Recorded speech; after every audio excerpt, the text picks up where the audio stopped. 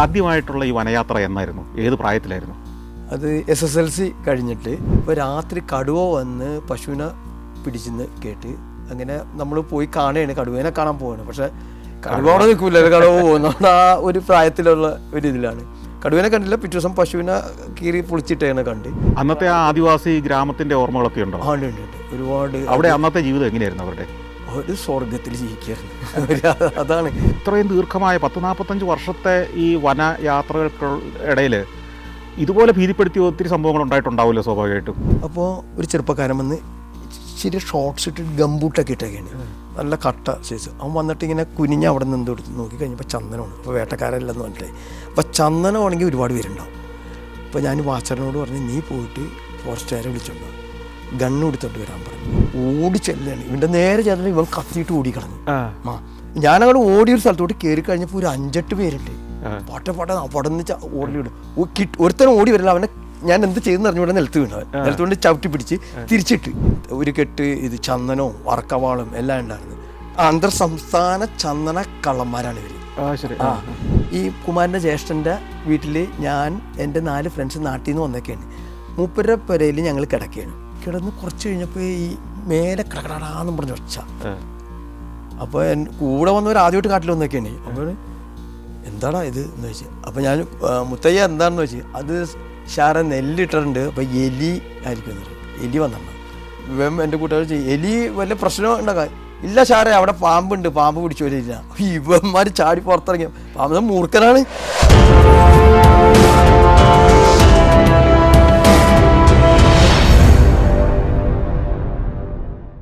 വന്യജീവികളോടൊപ്പം നാഗരിക മനുഷ്യനോടൊപ്പം ജീവിച്ചതിനേക്കാൾ കൂടുതൽ കാലം ജീവിച്ചൊരു മനുഷ്യൻ, അവരുടെ ആവാസ വ്യവസ്ഥയിൽ, അവരുടെ ജീവിതത്തിൽ ഒരു ഭാഗമായിരുന്ന ഒരു മനുഷ്യൻ.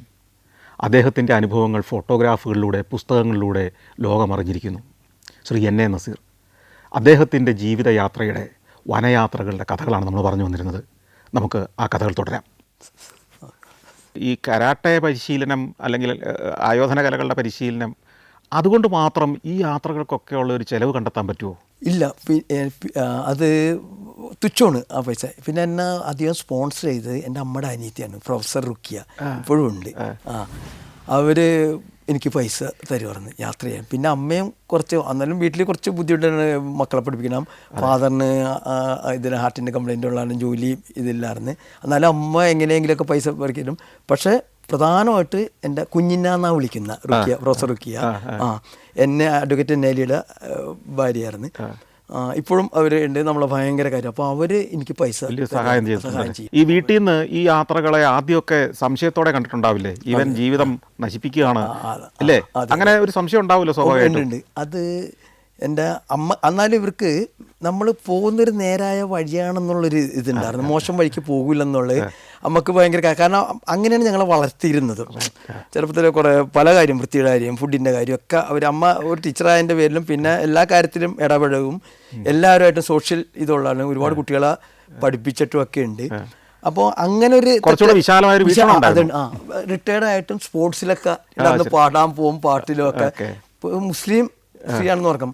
അന്ന് എനിക്ക് തോന്നുന്നത് ഒരു 30-35 വർഷം മുമ്പ് സ്ത്രീകൾക്ക് പള്ളി കയറാൻ പാടില്ലെന്ന് കേസ് കൊടുത്ത് കയറിയ വ്യക്തിയാണ്. അല്പം പുരോഗമന ചിന്ത എപ്പോഴും ഉള്ളതാണ്. അപ്പോൾ അങ്ങനെ ആൾക്കാരായിട്ട് എല്ലാ കാര്യത്തിലും സോഷ്യലായിട്ട് ഇടപഴകുക എല്ലാം ചെയ്യുന്നവരാണ്. അപ്പോൾ ആ ഒരു ഇത് നമ്മളുടെ മനസ്സിലുണ്ട്. പക്ഷെ നമുക്കൊരു പേടി ഉണ്ടായിരുന്നു. എൻ്റെ ഒരു അമ്മാവൻ ഫോട്ടോഗ്രാഫറായിരുന്നു, ടൈംസ് ഓഫ് ഇന്ത്യയുടെ. അപ്പോൾ ഇടയ്ക്ക് അമ്മ പറയും, ഒരാളെ നശിപ്പിക്കാൻ ഒരു ക്യാമറ മേടിച്ചു കൊടുത്താൽ മതി. അന്നത്തെ കാലത്ത് ഫിലിം മേടി, ഇന്ന് കുഴപ്പമില്ല, ഇന്ന് ഡിജിറ്റലായിട്ട്. അന്ന് ഫിലിം വാങ്ങണം, റോൾ ചെയ്യണം, ഒരുപാട് പ്രശ്നങ്ങളായിരുന്നു അത്. അപ്പോൾ എന്നോട് പറയും, ഞാൻ എൻ്റെ ഇക്കാനെ കണ്ടു പഠിച്ചാണ്, നീ അതുപോലെ പോയിരുത്തുന്നു. ഫോട്ടോഗ്രാഫിക്ക് വേണ്ടിയാണോ യാത്ര പിന്നീട്, അതോ യാത്രയിലെ ഒരു വെറും ഒരു ഡോക്യുമെന്റേഷൻ, ഒരു ഡയറി എഴുതുന്ന പോലെ മാത്രമാണോ ഈ ഫോട്ടോഗ്രാഫി കണ്ടത്? അത് രണ്ടാമത് പറഞ്ഞായിരുന്നു. ആദ്യം ഞാൻ പറഞ്ഞില്ല, ക്യാമറ ഇല്ലാണ്ട് ഒരുപാട് യാത്ര ചെയ്ത് പിന്നെ ഞാൻ വിചാരിച്ചു ഇതൊക്കെ ഒന്ന് കാണണം, കുട്ടികൾക്കറിഞ്ഞ അതാണ് പ്രധാനപ്പെട്ടത്.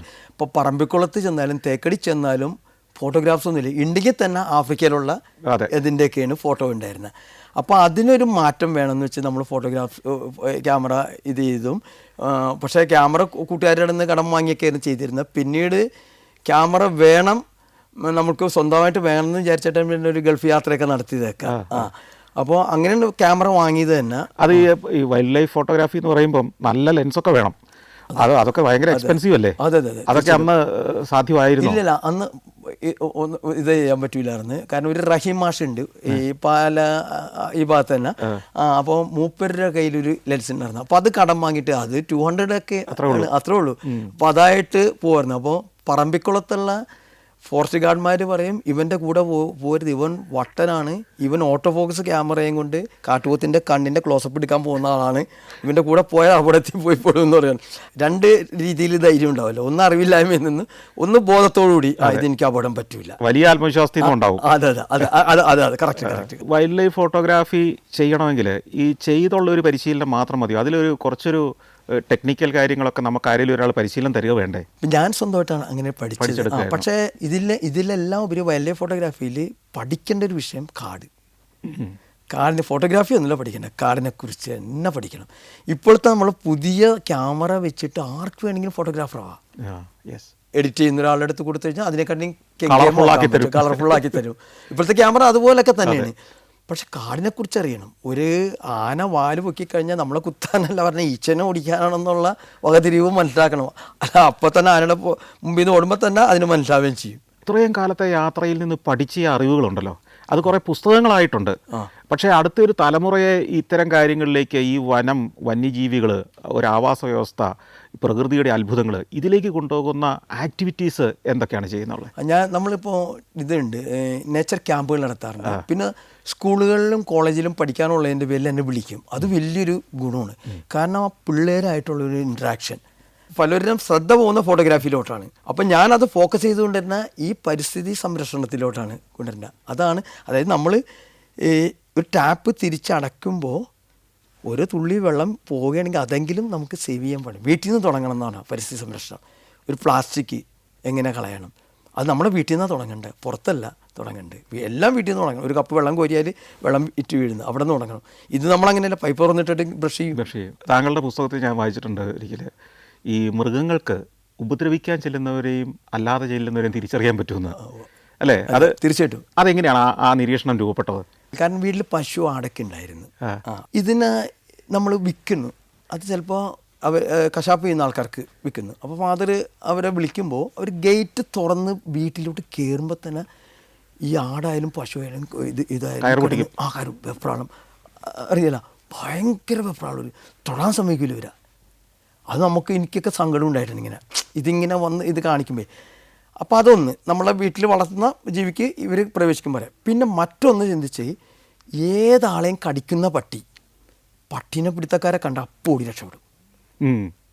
പട്ടീനെ പിടുത്തക്കാർ നമ്മുടെ ഗ്രാമത്തിൽ വന്നു കഴിഞ്ഞാൽ പിന്നെ പട്ടീനെ കാണില്ല, പട്ടീനെ അന്വേഷിച്ചെടുക്കാം, അല്ലെങ്കിൽ എപ്പോൾ എവിടെ വയ്ക്കാലും പട്ടിയായിരിക്കും.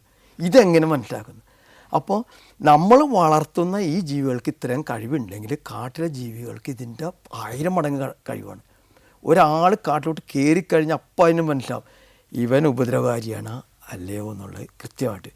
അത് ഈ നമ്മുടെ തേക്കടിയിൽ കുറേ ആൾക്കാരെ പഴയ നാട്ടുകാരെ വാച്ചർമാരായിട്ട് എടുത്തപ്പോൾ അവിടെ ശരിക്കും ഉണ്ടായിരുന്ന വാച്ചർ ഒരു കണ്ണനുണ്ടായിരുന്നു, മരിച്ചുപോയി. മൂപ്പര് പറയണം അവരുടെ കൂടെ യാത്ര ചെയ്യുമ്പോൾ ഉണ്ടാവുന്ന വ്യത്യാസങ്ങൾ അതെനിക്കും പറ്റിയിട്ടുണ്ട്. എനിക്കും ചില സ്ഥലത്ത് ചില ആൾക്കാരെയും കൊണ്ട് പോയി കഴിഞ്ഞപ്പോൾ മൃഗങ്ങൾ നേരെ വരുമല്ലേ. അത് ഞങ്ങളുടെ അടുത്ത് ഒരു കാട്ടുപോത്ത് ഇവിടുന്ന് നമ്മുടെ നെല്ലിയാമ്പതിയിൽ നമ്മളിങ്ങനെ നിൽക്കുന്നു, നമ്മുടെ കൂടെ വന്ന ആൾ എപ്പോഴും ഇതിനെയൊക്കെ ഉപദ്രവിക്കുന്ന ആളാണ്, നമുക്ക് അറിഞ്ഞുകൂടാർന്ന്. അവിടെ നിന്ന കാട്ടത്ത് ഓടി വന്നിട്ട് ഇയാളുടെ പുറകെ നമ്മുടെ അപ്പം ഞങ്ങൾ ഇങ്ങോട്ട് മാറി, കാട്ടുപോത്ത് ഞങ്ങളെ മൈൻഡ് ചെയ്ത് ഇയാളുടെ പുറകെ പോയി. അയാൾ ഓടി. അപ്പോഴത്തേനും അവിടെ ഒരു ജീപ്പ് സ്റ്റാർട്ടാക്കുന്ന ശബ്ദം കേട്ടപ്പോൾ അത് വിട്ടുപോയി. നമ്മൾ വിചാരിച്ചത് നമ്മൾ ഭയങ്കര സംഭവം, നമ്മളൊന്നുമല്ല പ്രകൃതിയുടെ മുമ്പിൽ. അതാണ് നമ്മൾ നിസ്സാരൻ.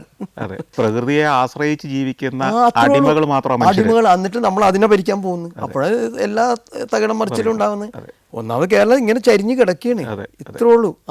ഈ സ്ഥലത്ത് അതാണ് നമ്മൾ എഴുതിയത്, ഒരു പുല്ല് പറിക്കുമ്പോൾ ഇളകുന്ന മണ്ണിനെ കുറിച്ച് നമുക്ക് പഠിച്ചു തുടങ്ങാമെന്ന് നമ്മൾ പറയാൻ കാരണം അത് തന്നെയാണ്.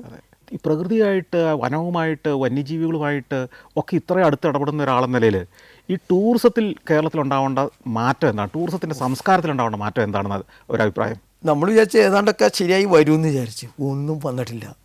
നമ്മൾ ടൂറിസം ഈ നമ്മളുടെ ഈ പച്ചപ്പും നമ്മുടെ പുഴകളും ഒക്കെ നമ്മളിങ്ങനെ പൊക്കി പിടിച്ചേക്കാണ്. നിങ്ങൾ ഇങ്ങോട്ട് വരും ഇവിടെ വരുമ്പോഴും മനസ്സിലാവണം ഇത് മൊത്തം നശിപ്പിക്കുന്ന രീതിയിലാണ് നമ്മൾ പോയിക്കൊണ്ടിരിക്കുന്നത്. ഒരുതരം ആഭാസത്തരമായി മാറിക്കൊണ്ടിരിക്കുകയാണ്. കറക്റ്റാണ്. ഞാൻ കോളേജിലൊക്കെ പറയാറുണ്ട്, നിങ്ങൾ എന്തിന് കാട്ടിൽ പോയി നിന്ന് കൂകണേ, സ്കൂളിൽ നിന്ന് കോളേജിൽ നിന്ന് ബസ്സിന് പോയിട്ട് നിന്ന് കൂവുകയാണ്. അപ്പോൾ ഞാൻ പറഞ്ഞത് അത് നിങ്ങൾ ചെയ്യേണ്ടത് നിങ്ങളുടെ വീടിൻ്റെ പുറത്തിറങ്ങിയിട്ട് വീട്ടിലോട്ട് നോക്കി കൂവുക, കളക്ടറേറ്റിൻ്റെ മുമ്പിൽ പോയി കൂവുക, പോലീസ് സ്റ്റേഷൻ്റെ മുമ്പിൽ പോവുക, അപ്പോൾ വിവരം അറിയും. അല്ലെങ്കിൽ ഞാൻ പറഞ്ഞു നിങ്ങളുടെ ദേവാലയങ്ങളുടെ മുമ്പിൽ പോയി നിന്ന് കൂവുക, അവിടെ ഏറ്റവും കൂടുതൽ കള്ളന്മാരും തന്നെ. നൃത്തം ചെയ്യാൻ, പാട്ട് പാടാനൊക്കെയാണ് ഇവർ വനത്തിലേക്ക് പോകുന്നത്. കള്ളു കുടിക്കാൻ, ബീർകുപ്പി തല്ലിപ്പൊട്ടിക്കാൻ, ഇതൊക്കെയാണ്. എന്നിട്ട് മൃഗങ്ങളെ കാണുമ്പോൾ കൂവല്. അപ്പം നമ്മൾ ഇത് കാട്ടിൽ ചെന്ന് ഈ പച്ചപ്പ് കണ്ടു കഴിഞ്ഞാൽ നമ്മൾ ഫിറ്റായി. അപ്പോൾ ബീവറേജിൽ ക്യൂ നിൽക്കണ്ട, ആരോഗ്യം ഉണ്ടാവും, പോക്കറ്റിൽ പൈസയും കിടക്കും.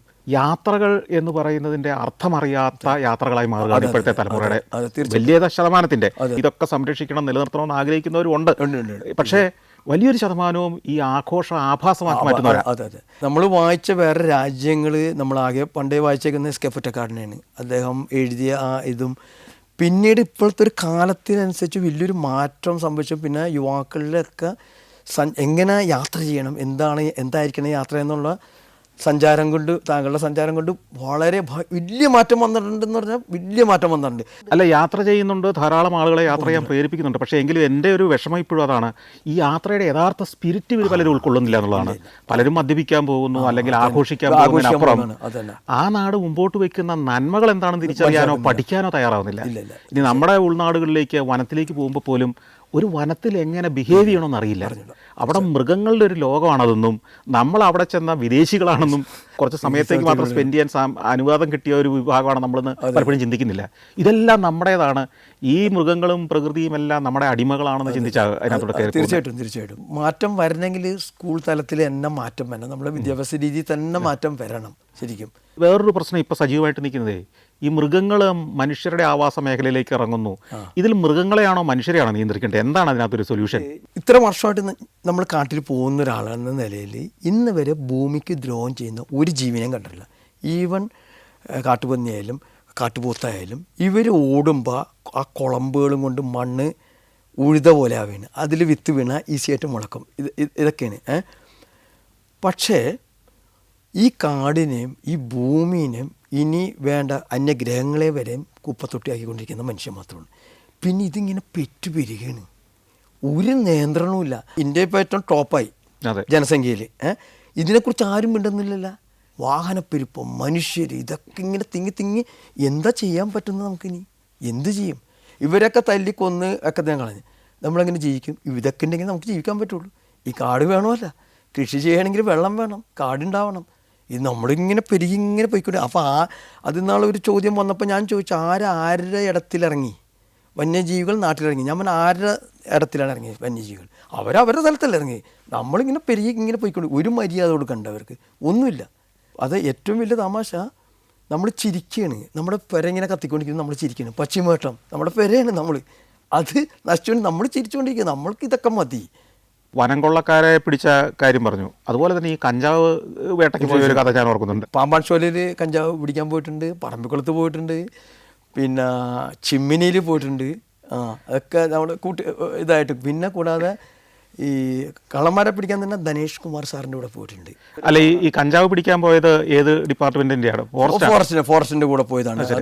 അത് അപ്പോഴൊക്കെ നമുക്ക് ഫോറസ്റ്റുകാരുടെ ഈ ആത്മാർത്ഥമുള്ള ആൾക്കാരുടെ ബുദ്ധിമുട്ടുകൾ മനസ്സിലാക്കുന്നത്. നമ്മൾ ചിമ്മിനിയില്ല, ഞാനും എൻ്റെ കുറച്ച് കരാട്ടെ കൂട്ടുകാരും ഒക്കെ ഉണ്ട്, അപ്പോൾ പോലീസുകാരും ഉണ്ട്. അതായത് നിങ്ങളെ കൂടെ കൂട്ടുന്ന വനം അറിയുന്ന ആളുകൾ എന്നുള്ള നിലയിലാണ്. അതെ. പിന്നെ നമ്മുടെ കൂട്ടുകാർ അവിടെ ഫോറസ്റ്റർ ഉണ്ട്. അപ്പോൾ ഒരു റേഞ്ചറും വന്നിട്ടുണ്ട്. അപ്പോൾ ഈ ഫോറസ്റ്റർ ജോസേട്ടൻ നേരത്തെ പറഞ്ഞ കക്ഷിയാണ്, ഗംഭീര കക്ഷിയാണ്. പുള്ളിയുടെ അടുത്താണ് ഗണ്ണ്. അപ്പോൾ റേഞ്ച് ഓഫീസർ പറഞ്ഞു, ജോസെ വെടിവെക്കുമ്പോൾ കാൽമ വെടിവെക്കാം കേട്ടോ, മേത്തൊന്നും വെടിവെക്കില്ല. അപ്പോൾ ഈ ഇത്രയും ഉള്ള കാടിൻ്റെ അകത്ത് കാലെവിടെ നിന്ന് കാണാനാണ്.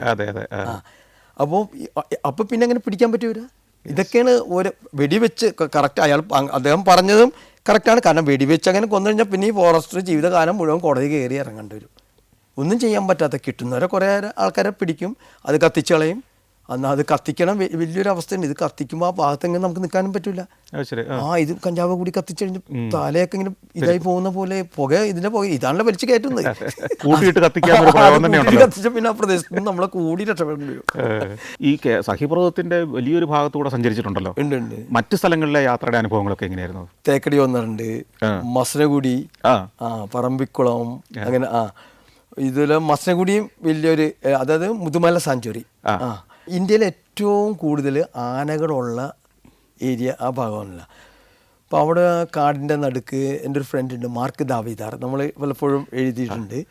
അപ്പോൾ അദ്ദേഹത്തിൻ്റെ കൂടെ ഒരുപാട് കാലം താമസിച്ചിട്ടുണ്ട്. BNHSൻ്റെ മെമ്പറും ഗവേഷകനും ഒക്കെ ആയ അദ്ദേഹത്തിന് ഒരു ഒഴിവ് കാലവസതി എന്ന് പറയാം മസനഗുഡിയിൽ. അതൊരു 30 ഏക്കർ. അവിടെ ഇല്ലാത്ത ജീവികളില്ല ഒന്നും. അവിടെ ഏറ്റവും ഇപ്പോഴും മസനഗുഡി നമ്മളിപ്പോൾ റിസോർട്ടും കാര്യങ്ങളൊക്കെ ഉണ്ടെങ്കിലും എല്ലായിടത്തും ഫെൻസ്, ഇത് ഘടങ്ങ് ഇതൊക്കെ ഉണ്ട്. പക്ഷെ ഇവിടെ ഒന്നുമില്ല. അപ്പോൾ വന്യജീവികൾ എപ്പോഴും അവിടെ വരും, എപ്പോഴും വരും. പിന്നെ പുറത്തൊന്നും ലൈറ്റ് ഇട്ടിട്ടില്ല. പ്രധാനമായിട്ടും ആനയാണോ അവിടെ? ആന, കരടി. ഞാൻ ഏറ്റവും കൂടുതൽ കരടിയുടെ ഒക്കെ ടൈഗറിനെ ഷൂട്ട് ചെയ്തിട്ടുണ്ട്. കരടി വന്ന് ഇങ്ങനെ ഇതിൽ അവരുടെ വരാന്തയുടെ സൈഡിൽ ഇങ്ങനെ ഉരച്ച് അങ്ങനെ പോവും. അതുപോലെ ലെപ്പേഡ് ഒക്കെ എല്ലാം. അപ്പോൾ അതെന്താ കാരണം എന്ന് വെച്ചാൽ അതുങ്ങൾക്കത് ആ സ്ഥലം സേഫാണെന്നറിയാം. പിന്നെ അവിടെ ഒരു മ്യൂസിക്കാ, ഒരു ടോർച്ച് അടിച്ച് പുറത്ത് നോക്കാൻ പറ്റില്ല, ഫോൺ വിളിക്കാൻ പറ്റില്ല. അപ്പോൾ ഒരു ശല്യമില്ലേ. അപ്പോൾ അവർ സേഫ്, അവരുടെ ഒരു സേഫായിട്ടുള്ള സ്ഥലമാണ്. അപ്പോൾ അവരതിനെ സപ്പോർട്ട് ചെയ്യും, അവരെ ഉപദ്രവിക്കില്ല, ഒന്നും ചെയ്യില്ല. അതിൽ നിന്ന് കുറച്ച് അകലമുള്ള സ്ഥലത്താണ് ഈ ടയർ കത്തിച്ച ഒരു ആനയുടെ മേത്ത് എറിഞ്ഞിട്ട് ആന ചത്ത് പോയത്. ആ ആന ഇവിടെ വരണേണ്. അതിന് ആ ആനയുടെ പേര് റൊണാൾഡോ എന്നാണ്. പുള്ളി പഴയ ബ്രസീലിയൻ ഫുട്ബോൾ ടീമിന്റെ പേരാണ്. എല്ലാ ആനകൾക്കും ഇട്ടത്. ഏറ്റവും കൂടുതൽ വന്യമൃഗങ്ങളെ കാണുന്നത് ആ ഭാഗത്താണോ? ആ ഭാഗത്ത് ഞാൻ കണ്ടതാണ്. പിന്നെ നമ്മുടെ കേരളത്തിൽ ഏറ്റവും നന്നായിട്ട് കണ്ടതാണ് പറമ്പിക്കുളത്ത്. നന്നായിട്ട് പറമ്പിക്കുളത്ത് കണ്ടിട്ടുണ്ട്. ഏറ്റവും അവസാനം നടത്തിയ യാത്ര ഏതായിരുന്നു വനത്തിനുള്ളിലേക്ക്? തോണിയങ്കാട് വരാൻ പോയിരുന്നു. തോണിയങ്കാട് എന്ന് പറഞ്ഞാൽ അതെവിടെയാണ്? അത് മുതുകോര മല, നമ്മുടെ മുണ്ടക്കയത്ത് നിന്ന്. മുണ്ടക്കയത്ത് നിന്ന് നല്ല കാടാണ്. പക്ഷേ വന്യജീവികൾ വളരെ കുറവാണ്. കാരണം അത് നേരത്തെ വെട്ടിപ്പോയിട്ട് തിരിച്ചു വന്നൊരു കാടാണ്. പ്രൈവറ്റും ഇതൊക്കെ കൂടി. പക്ഷെ നല്ല വെള്ളച്ചാട്ടങ്ങൾ, ഏതാണ്ട് ആമസോൺ കാടിൻ്റെ ഒക്കെ ചെറിയ ഇതുപോലെയാണ് അതിൻ്റെ അകത്തുള്ള ആവാസവ്യവസ്ഥയൊക്കെ. അപ്പം അങ്ങോട്ട് ഞങ്ങൾ കുറച്ച് പേരായിട്ട് ഒരു യാത്ര ഇത് ചെയ്തിരുന്നു. അതുപോലെ കേരളത്തിന് പുറത്തേക്ക് യാത്ര ചെയ്ത ഈ വനയാത്രകളും അല്ലാത്ത യാത്രകളുടെ അനുഭവം? തമിഴ്നാട്ടിലെ കുറേ സാഞ്ചുറി പോയിട്ടുണ്ട്. പിന്നെ തടോബ, അതൊക്കെ ജീപ്പ് സഫാരി, അങ്ങനെ ഒരു കാട് യാത്ര എന്ന് പറയാൻ പറ്റില്ല. നമ്മൾ നടക്കണ ഹിമാലയം പോയിട്ടുണ്ട്, തപോവനം വരെയും പോയിട്ടുണ്ട്. അതിൻ്റെ അനുഭവങ്ങൾ എന്തായിരുന്നു? അത് ഒരുപാട് വർഷമായി. ഞാൻ കല്യാണം കഴിച്ച് 20ാമത്തെ ദിവസമാണ്. ഭാര്യയെ ഇവിടെ ഉപേക്ഷിച്ച്? ഭാര്യയെ കൊണ്ടുപോയില്ലല്ലോ? ഇല്ല. തപോവന സ്വാമികളുടെ ഇമേരി വിഹാരം വായിച്ചിട്ട് അത് പിന്നെ രാജൻ കാക്കനാടിൻ്റെ അന്നത്തെ എഴുത്ത്, അന്നൊക്കെ ആൾക്കാർ അത് വായിച്ച് ഹിമാലയം ഇങ്ങനെ ഉള്ളിലിങ്ങനെ കിടക്കുകയാണ്. അപ്പോൾ അങ്ങനെയാണ് എൻ്റെ ഒരു ഫ്രണ്ട് ഉണ്ടായിരുന്നു, മുഹമ്മദ് അലി എന്ന് പറഞ്ഞപ്പോൾ ഇല്ല, മരിച്ച്, ഒരു ആക്സിഡൻറ്റിൽ മരിച്ച്. പുള്ളി 10-30 വർഷമായിട്ട് ഫ്രൂട്ട്സ് ആൻഡ് നട്ട്സ് മാത്രം കഴിക്കുള്ളൂ. ഹിമാലയൻ കൈരേഖ പോലെയാണ്. അപ്പോൾ മൂപ്പരുടെ കൂടെയാണ് പോയത്. വലിയ തമാശയായിരുന്നു. ഞാൻ, ഒരു സഗീർ, പിന്നെ മുഹമ്മദ് അലി. അപ്പോൾ പേരും കൊണ്ട് 3 പേരും മുസ്ലിമാണ്. അപ്പോൾ അന്നത്തെ കാലത്ത് എനിക്ക് 40 വർഷമായിട്ടുണ്ടാവും. അവിടെ ഋഷിയേശിലൊക്കെ ചെന്നപ്പോൾ പേരെന്താണെന്ന് വെച്ചപ്പോൾ സഗീർ നായരാണോ എന്ന് ചോദിച്ചു. അപ്പം ഞങ്ങൾക്കിത് മനസ്സിലാവില്ല. അപ്പോൾ മുഹമ്മദ് ഹാജി വേഗം പറഞ്ഞത് ഇത് നസീർ നായർ, അത് സഗീർ നായർ. അന്ന് കേരളത്തിലെ ആൾക്കാർ അങ്ങനെയാണ്. നായർ ഇത് കേരളം അറിഞ്ഞുകൂടാ, കാരണം തമിഴ്നാട് മദ്രാസികൾ എന്നാണ് നമ്മൾ വിളിച്ചിരുന്നത്. അതന്നെയല്ലേ മദ്രാസികൾ കൂടുതൽ നോർത്ത് ഇന്ത്യ നായന്മാരുണ്ട്. അത് അങ്ങനെ. അപ്പം അങ്ങനെയാണ് അത് വലിയൊരു തമാശയായിട്ട് തോന്നി. എന്നിട്ട് നമ്മൾ മറ്റേ സുന്ദരാനന്ദ സ്വാമിയുടെ ആശ്രമത്തിൽ തങ്ങി. അദ്ദേഹം അടുത്തിടെയാണ് മരിച്ചതൊക്കെ. ഹിമാലയത്തിൻ്റെ ഗംഭീര ഫോട്ടോഗ്രാഫ്സ് ചെയ്തതാണ് ഒരു സ്വാമിയാണ്, തപോവന സ്വാമിയുടെ ശിഷ്യൻ. ഈ ഹിമാലയൻ യാത്രയിൽ മൃഗങ്ങളെ വല്ലതും കാണാനുള്ള അവസരം ഉണ്ടായിട്ടുണ്ടോ? അവിടുത്തെ ഹിമാലയൻ താറുണ്ട്, ഹിമാലയൻ താറ്, ആട്. അതിനെ കണ്ടിരുന്നു. പക്ഷെ അത് ഫോട്ടോ എടുക്കാനൊന്നും അന്ന് നമുക്ക് പറ്റിയില്ല. എന്നിട്ട് തപോവനത്തിൽ ചെന്ന് കഴിഞ്ഞപ്പോൾ അവിടെ ബംഗാളി ബാവയുണ്ട്, നല്ലൊരു മനുഷ്യൻ. ഈ അരവിന്ദഘോഷിനെ പോലെ ഇരിക്കുകയാണ് താഴേക്കായിട്ട്, ക്രൈസ്റ്റിൻ്റെ ഒക്കെ ഒരു ഇത്. അപ്പോൾ മൂപ്പര് അവിടെ ഞങ്ങൾ പുറത്ത് 2 ടെൻ്റ് അടിച്ച് കിടന്ന്. പക്ഷേ ഇവിടെയൊക്കെ ഐസൊക്കെ പിടിച്ച് എനിക്ക് ഭയങ്കര ബുദ്ധിമുട്ടായി.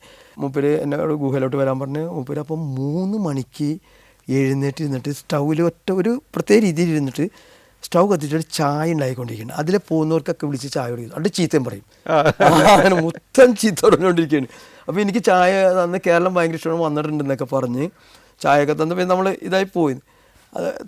അവിടെ നിന്ന് പോന്ന് കഴിഞ്ഞിട്ട് പുള്ളി പിന്നത്തെ വർഷം എൻ്റെ വീട്ടിലോട്ട് വന്ന് ഇവിടെ ചെറായില് പള്ളിപ്പുറത്ത് അപ്പോൾ ഫാദർ ബോംബെയിലൊക്കെ പോയാൽ ഹിന്ദി പറയും. വീടിൻ്റെ മുമ്പിലൊരു വരാന്ത പോലെയുണ്ട്, അവിടെ കിടക്കുള്ളൂ. 2 മുണ്ടും ഒരു ജുബ്ബയുണ്ട്. രാത്രി ആകുമ്പോൾ ഒരു ജുബ്ബയും ഒരു മുണ്ടും വാഷ് ചെയ്തിരിക്കും, ഇടും. എന്നിട്ട് രാവിലെ ഇതും 3 മണിക്ക് എന്നെ വിളിച്ചിട്ട് മെഡിറ്റേഷൻ, ഈ ചക്ര മെഡിറ്റേഷൻ, അങ്ങനെ കുറച്ച് സാധനം, ഉപവാസ മെഡിറ്റേഷൻ എന്ന് പറഞ്ഞ് എന്നെ പഠിപ്പിച്ചു തന്നു കുറച്ച് കാര്യങ്ങൾ. ഇപ്പോൾ ഈ ആത്മീയതയെക്കുറിച്ച് പറഞ്ഞുകൊണ്ടാണ് ഈ താങ്കളുടെ ഒരു ഈശ്വര സങ്കല്പം അല്ലെ മതസങ്കല്പം ഒക്കെ എന്താണ്? അതിന് ഒരു ഉദാഹരണം പറയാം, എന്നിട്ട് നമുക്ക് അതിലോട്ട് വരാം. പ്രധാനപ്പെട്ട ഒരു മാസികയുടെ ഒരു വലിയ ഫംഗ്ഷൻ കസിനോ ഹോട്ടലിൽ വെച്ച് നടക്കുന്നത്. അപ്പോൾ ക്ഷണിക്കപ്പെട്ട കുറച്ച് അതിഥികൾ ഇതിലാണ്. അപ്പോൾ അതിൽ സ്റ്റേജിലോട്ട് എന്നെ വിളിച്ചത്, ഹാങ്ങർ ചെയ്യുന്ന അയാൾ വിളിച്ചത്, ഇപ്പോൾ അടുത്ത് കരടിയുടെ തോഴനായ നസീർ കയ്യനെ വിളിക്കുന്നു പിന്നെ സ്റ്റേജിലോട്ട് വന്ന്.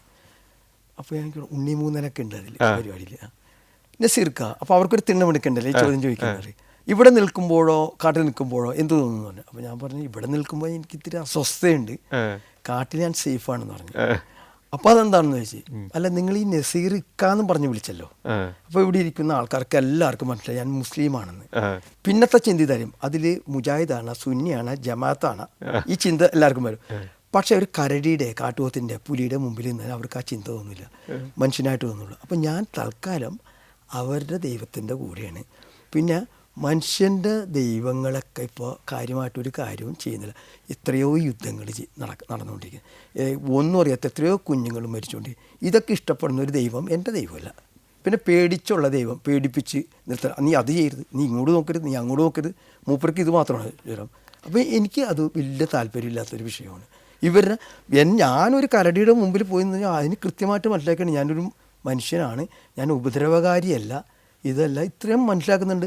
ഇവിടെ നമ്മൾ ഇത്രയും വിദ്യാഭ്യാസമുണ്ട്, വിവരമുണ്ട്. ഒരു ചെറിയ 4 വയസ്സ് 3 വയസ്സായ ഒരു കുട്ടിക്ക് പുറത്തിറങ്ങി നടക്കാൻ പറ്റുമോ? നമ്മൾ ഇതൊക്കെ നിയന്ത്രിക്കാൻ ദൈവത്തിന് കഴിയില്ലെങ്കിൽ പിന്നെ എന്തിന് ഞാൻ ആ ദൈവത്തിൻ്റെ പുറകെ പോകണം? കുറച്ച് വർഷം കഴിയുമ്പോൾ ഇതൊക്കെ മാറും. ഏത് കാലത്തും ജീവിക്കുന്നവർ വിശ്വസിക്കുക അവർ ആധുനികരാണെന്നാണ്. ഇന്നത്തെ എല്ലാ പണ്ഡിതന്മാരെയും 100 കൊല്ലം 150 കൊല്ലം കഴിയുമ്പോൾ പ്രാചീനരെന്നും പ്രാകൃതരെന്നും ആയിരിക്കും അന്നത്തെ തലമുറ വിളിക്കുന്നത്, നമ്മൾ ചിന്തിക്കുന്നില്ല. അതെ. ഈ ഊട്ടിയിൽ താമസമാക്കാനുള്ള കാരണം എന്താ? ഒന്നാമത്തെ കാര്യം, അച്ഛൻ ആദ്യം പോയി, പിന്നെ അമ്മയും മരിച്ചു. അപ്പോൾ അവിടെ വീടും കുറച്ച് സ്ഥലമുള്ളൂ. ഞാനിങ്ങനെ അലഞ്ഞിരിഞ്ഞ് നടക്കുന്ന, അപ്പോൾ അത് വീട് ശരിയാക്കാനുള്ള ഒരു സാമ്പത്തിക ഇതൊന്നുമില്ല. പിന്നെ ഊട്ടിയിൽ എനിക്ക് കുറേ നല്ല സുഹൃത്തുക്കളുണ്ട്. പിന്നെ വൈൽഡ് ലൈഫ്, മസനഗുഡി തൊട്ടടുത്ത്, ഇതൊക്കെയാണ്. അപ്പോൾ ചെറുപ്പം എന്ന് പറഞ്ഞാൽ നമ്മൾക്ക് കുറേ ചിന്തകളൊക്കെ വന്നപ്പോൾ ഇങ്ങനെ സ്ഥലങ്ങളിൽ, കൊടൈക്കനാൽ, ഊട്ടിയൊക്കെ വലിയ ഇഷ്ടമാണ്, അവിടെയൊക്കെ പോയി ഇങ്ങനെ താമസിക്കണം. അപ്പോൾ ആ വീട് വിറ്റിട്ട് കുറച്ച് പൈസ കിട്ടി. അതുകൊണ്ട് എൻ്റെ ഒരു ഫ്രണ്ടിൻ്റെ അടുത്ത് ചെന്നപ്പോൾ അവൻ എനിക്ക് കുറച്ച് നല്ലൊരു സ്ഥലം വാങ്ങിത്തന്നു. അതെവിടെയാണ് സ്ഥലം? അത് ഉള്ളത്തി എന്ന് പറഞ്ഞാൽ നല്ല ഭംഗിയുള്ള സ്ഥലമാണ്, മസനഗുഡിക്കും ഊട്ടിക്കും ഇടയ്ക്കാണ്. എന്നിട്ട് പിന്നെ എനിക്ക് ആ സമയത്ത് ജീപ്പ് ഉണ്ടായിരുന്നു, ഒരു ഇതുണ്ടായിരുന്നു, വലിയ ലെൻസ് ഉണ്ടായിരുന്നു, അതൊരു 3.5 ലക്ഷം രൂപ ഒക്കെ ഉണ്ടായിരുന്നു, സെക്കൻഡ് ഹാൻഡ് മേടിച്ചായിരുന്നു. അതുകൊണ്ട് ഞാൻ കൊടുത്തിട്ട് 1/2 ഏക്കർ കൂടി വാങ്ങി. അങ്ങനെ ഒരു 1.5 ഏക്കർ സ്ഥലം. ഇപ്പോൾ അവിടെ നല്ല വിലയായി സ്ഥലത്തിന്. അപ്പോൾ അതിലൊരു ഏക്കർ ഇപ്പോൾ ഞാൻ കൊടുക്കാൻ പോവുകയാണ്. അപ്പോൾ അതിനിപ്പോൾ ഇന്നും കൂടി ആൾ വന്നിട്ടുണ്ട്. അത് കൊടുത്തിട്ട് എനിക്ക് അവിടെ ചെറിയൊരു ഇത് പണിയണം, സ്വസ്ഥമായിട്ടിരിക്കാം, ഭയങ്കര വലിയ ഇതാണ്. പിന്നെ കുറേ യാത്രകൾ, നിങ്ങളൊക്കെയാണ് അതിൻ്റെ പ്രചോദനവും കാര്യങ്ങളൊക്കെ. അത് അങ്ങനെ കുറച്ച് യാത്രകളൊക്കെ ചെയ്യുന്നത്. പിന്നെ ഇടയ്ക്ക് ഇവിടുന്ന് നമുക്കിങ്ങനെയും ജീവിക്കാൻ പറ്റും. നമ്മൾക്ക് ഇതൊക്കെ ചെയ്യാൻ പറ്റുന്ന കാര്യമാണ്. എനിക്ക് ഒന്നുമില്ലാത്ത ഞാൻ ഇത്തരം കാര്യങ്ങൾ ചെയ്യാൻ പറ്റുമെങ്കിൽ എന്തോരം നമ്മൾ കണ്ടിട്ട് ചില ആൾക്കാർ നല്ല രാവിലെ തുടങ്ങിയ കടയിൽ പാതിരാത്രി വരെ, ഞായറാഴ്ച വരെ ഒഴിവില്ലാണ്ട്. പിന്നെ ഇതെന്ത് ജീവിതം എന്ന് ഞാൻ ചോദിച്ചിട്ടുണ്ട് പലരോടും. എല്ലാ സമ്പത്തും, വണ്ടി, ബംഗ്ലാവ് ഒക്കെ ഉണ്ട്, ഇതെന്തിനിങ്ങനെ ജീവിച്ച് മരിച്ചു പോണത്? ലോകം കാണുന്നില്ല. കാണുന്നില്ല, മനുഷ്യരെ പ്രകൃതിയും അറിയാതെ. അപ്പോൾ എന്നോട് പലരും ചോദിക്കും, നിങ്ങളെക്കുറിച്ച് ഞാൻ ഭയങ്കര അസൂയാണ്, നിങ്ങൾക്ക് ഭാഗ്യം. ഞാൻ പറഞ്ഞ ഭാഗ്യമല്ല, ഞാൻ ഉണ്ടാക്കിയതാണ്, ഞാൻ പിടിച്ച ഭാഗ്യമാണ് ഇത്, ഞാൻ ആകാം. ഞാൻ പറഞ്ഞു ചില കാര്യങ്ങൾ വിട്ടുകൊടുക്കണം, ചില കാര്യങ്ങൾ ഉള്ളിലിങ്ങനെ പിടിച്ചു നിർത്തണം, അന്ന് നിങ്ങൾക്കും ചെയ്യാൻ പറ്റും. ഇടയ്ക്കിപ്പോൾ കഴിഞ്ഞ ആഴ്ച പോയി, അവിടെ പോയി 2 ദിവസം നിന്നപ്പോൾ ഭയങ്കര കുറേ പാട്ടുകളൊക്കെ ആയിട്ട് സ്വസ്ഥമായിട്ട് നമ്മൾ ഭയങ്കര ശാന്തമായിട്ട് വരണം. തീർച്ചയായിട്ടും ഞാൻ വരുന്നുണ്ട്. ഒരു പാട്ടൊക്കെ കേട്ട് നമുക്ക് സ്വസ്ഥമായിട്ട്, ഇത് അതിലല്ല ഞാൻ പറയാണ് പേഴ്സണലായിട്ട്, അല്ല ഞാൻ മറന്നു. അത് നമ്മൾ ഇഷ്ടമുള്ള ആൾക്കാരെ നമ്മളവിടെ പോയി വെറുതെ ഇരിക്കുക, നമുക്ക് നടക്കുക, അതൊക്കെ തീർച്ചയായിട്ടും വരണം. അപ്പം അതുകൊണ്ടാണ് നമ്മൾ ഊട്ടിയിലോട്ട് അങ്ങോട്ട് ഇത് പോയത്. സ്ട്രോബെറിയും ഇതൊക്കെ തൊട്ടടുത്ത്, ഇംഗ്ലീഷ് വെജിറ്റബിൾസ് ഉള്ള നല്ലൊരു സ്ഥലം. അപ്പോൾ ഭയങ്കര നമ്മൾ വേറൊരു ലോകത്ത്. അതാണ്. കുടുംബമൊക്കെ എൻ്റെ മക്കളില്ല. പിന്നെ വൈഫ് ജയന്തി, ഇത് ബോഡി നായകന്നൂരാണ്, നന്നായിട്ട് ഭക്ഷണമൊക്കെ പാകം ചെയ്യും. നന്നായിട്ട് വരയ്ക്കുകയൊക്കെ ചെയ്യും, നല്ല പാട്ട് സെലക്ഷൻ, അങ്ങനെ ചെടികളും ഇതൊക്കെ. എൻ്റെ കൂടെ യാത്രകളൊക്കെ വരും. നമ്മൾ ഈ പറഞ്ഞ സീരിയസ് ആയിട്ടുള്ള യാത്രകളിൽ നമ്മൾ ഒഴിവാക്കും. നമുക്ക് കാരണം കാടറിയാത്ത ഭാര്യയെന്ന് പറഞ്ഞ് പുലീനെ കൊണ്ട് പരിചയപ്പെടുത്താൻ പറ്റില്ല കരടീനെ. ഒരു സേഫ് സോണിൽ നിന്നോട്ടെ. അതെ. ഈ യാത്രകളുടെ അനുഭവങ്ങളെല്ലാം പല പുസ്തകങ്ങളായിട്ട് പുറത്തിറങ്ങിയിട്ടുണ്ട്. ഇപ്പോൾ എനിക്ക് തോന്നുന്ന 10 പുസ്തകങ്ങളാണ് പ്രസിദ്ധീകരിച്ചിരിക്കുന്നത് തോന്നുന്നു അല്ലേ? അതെ അതെ അതെ. അത് ആദ്യത്തെ പുസ്തകം ഏതായിരുന്നു? ആദ്യം നമ്മുടെ കേരള സാഹിത്യ അക്കാദമി ഒരു പുസ്തകം എഴുതി, കാടും ഫോട്ടോഗ്രാഫർ എന്നും പറഞ്ഞൊരു പുസ്തകം ഇറക്കിയിരുന്നു. അത് പെട്ടെന്ന് 3 മാസം കൊണ്ട് തീർന്ന ഒരു പുസ്തകമാണ്. ശരി. പിന്നെ കാടിനെ ചെന്ന് തൊടുമ്പോൾ എന്ന് പറഞ്ഞ് മാതൃഭൂമി ഇറക്കി. അതാണ് ഭയങ്കര ഹിറ്റായത്. മാതൃഭൂമിയിൽ എഴുതിയിരുന്നു, മലമുഴക്കി എന്ന് പറഞ്ഞ ഒരു കോളം ചെയ്തിരുന്നു. അപ്പോൾ അതിൽ നിന്നുള്ള പുസ്തകം ഇതായിരുന്നു. അത് പിന്നെ ഇപ്പോൾ 6ാം ക്ലാസ്സിൽ 7ാം ക്ലാസ്സിൽ 8 CBSE, പിന്നെ +1, പിന്നെ MG യൂണിവേഴ്സിറ്റി, കാലിക്കറ്റ് യൂണിവേഴ്സിറ്റി ഒക്കെ എടുത്തിട്ടുണ്ട്. പാഠപുസ്തകം അതിൽ നിന്ന് ചാപ്റ്റർ എടുത്തിട്ടുണ്ട്, പാഠവിഷയമായിട്ട് എടുത്തിട്ടുണ്ട്. അങ്ങനെ ഏറ്റവും അവസാനത്തെ പുസ്തകം ഏതാ? ഇപ്പോൾ ഏറ്റവും അവസാനം വന്യതയുടെ ഇന്ദ്രജാലം എന്ന് പറഞ്ഞ വന്യതയുടെ ഇന്ദ്രജാലം. അപ്പോൾ പുതിയ തലമുറയെ ശരിക്കും പറഞ്ഞാൽ ഈ ഒരു ജീവിതചര്യയിലേക്ക്, ഈ പ്രകൃതിയിലേക്കൊക്കെ ആകർഷിക്കാൻ ശരിക്കും പറഞ്ഞാൽ ഈ പുസ്തകങ്ങൾ അത് പാഠപുസ്തകത്തിലേക്ക് വന്നപ്പോൾ ഉണ്ടായ ഒരു മാറ്റം ഒക്കെ സഹായിച്ചിട്ടുണ്ടാവുന്ന ഞാൻ തീർച്ചയായിട്ടും. ഒരുപാട് സമരങ്ങൾ ഇതൊക്കെ നമ്മൾ നടന്നുകൊണ്ടിരിക്കുന്നു. അപ്പോൾ എന്നെ വിളിക്കും, പണ്ടൊക്കെ പോരും. ഞാൻ പറഞ്ഞില്ല, ഞാനിപ്പോൾ എൻ്റെ സമരമൊക്കെ കുഞ്ഞു മക്കളോട് സംസാരിക്കലാണ്. ഡ്രഗ്സ് ഉപയോഗിക്കരുത്, ഇത്തരം കാര്യങ്ങളൊന്നും ചെയ്യരുത്, ചെടികളെയും നിങ്ങൾ വേറെ ഒന്നും ചെയ്യേണ്ട, സമരത്തിനൊന്നും പോകണ്ട, വീട്ടിൽ വരുന്ന ചെടികളാ അല്ല പക്ഷികളാ പൂമ്പാറ്റകളെയൊക്കെ നോക്കുക, പേരൊക്കെ എഴുതി വെക്കുക, അങ്ങനെ അവരെ അതിലോട്ട് പഴക്കുക. മണ്ണിലൊക്കെ ചെരുപ്പില്ലാണ്ട് ഒന്ന് നടന്ന് പരിചയപ്പെടുക. കാരണം നമ്മളൊക്കെ മരിച്ചു കഴിഞ്ഞാൽ മണ്ണിൻ്റെ അടിയിൽ തന്നെ പോകുള്ളൂ. അപ്പോൾ അതൊക്കെ വേണം. പിന്നെ മണ്ണിനൊക്കെ ഭയങ്കര എനർജിയാണേ. നമ്മൾ ചെരുപ്പിടാണ്ടൊക്കെ നടന്നു കഴിഞ്ഞാൽ വല്ലാത്തൊരു അനുഭവമാണ് അത്. എൻ.എ. നസീർ എന്ന് പറയുന്നൊരു വ്യക്തി 21ാം നൂറ്റാണ്ടിലെ ഒരു മലയാളി ജീവിക്കണമെന്നും പ്രവർത്തിക്കണമെന്നും ആഗ്രഹിക്കുന്ന മേഖലകളിൽ നിന്നെല്ലാം മാറി പ്രകൃതിയോടൊപ്പം, വനത്തോടൊപ്പം, വന്യജീവികളോടൊപ്പം എങ്ങനെ ജീവിച്ച് ആഹ്ലാദം കണ്ടെത്താം എന്ന് പരീക്ഷിച്ച് വിജയിച്ച ഒരാളാണ്. ഈ പരീക്ഷണങ്ങൾ എല്ലാ മനുഷ്യർക്കും ഫോളോ ചെയ്യാൻ കഴിയുന്നതായിരിക്കില്ല. പക്ഷേ അതിൽ നിന്ന് കുറേ പ്രചോദനം ഉൾക്കൊള്ളാൻ പറ്റും, അതിൽ നിന്ന് ഒത്തിരി പാഠങ്ങൾ പഠിക്കാൻ പറ്റും. പുതിയ തലമുറയ്ക്ക് അത്തരം ചിന്തകൾ അവരുടെ മനസ്സിലേക്ക് കൊടുക്കാൻ താങ്കളുടെ ഈ യാത്രകളും എഴുത്തും ഫോട്ടോഗ്രാഫുകളും സാധ്യമാക്കട്ടെ എന്ന് ഞാൻ ആശംസിക്കുകയാണ്. സന്തോഷം.